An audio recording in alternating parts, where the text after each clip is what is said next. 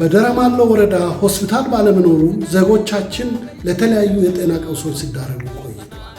ምን ይሄ ብቻ ወረዳው ቆላማ በመሆኑ ዜጎች ለወባና መሰል በሽታዎች ይጋለጣሉ።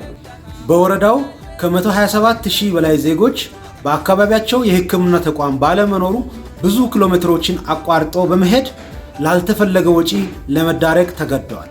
ታዲያ ይህንን ችግር ለመፍታት በህብረተሰብ ተሳትፎና በመንግስት ድጋፍ የዋጫ የመጀመሪያ ደረጃ ሆስፒታል ግንባታ በተባበረ ክንድ እየተከናወነ ይገኛል።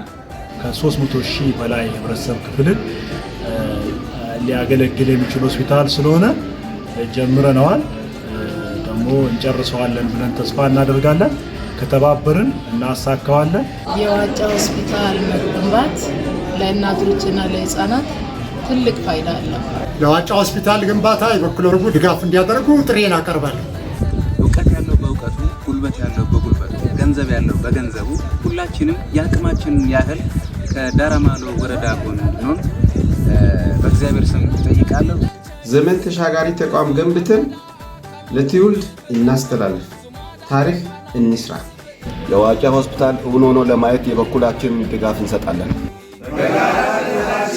የእናቶችና የህፃናት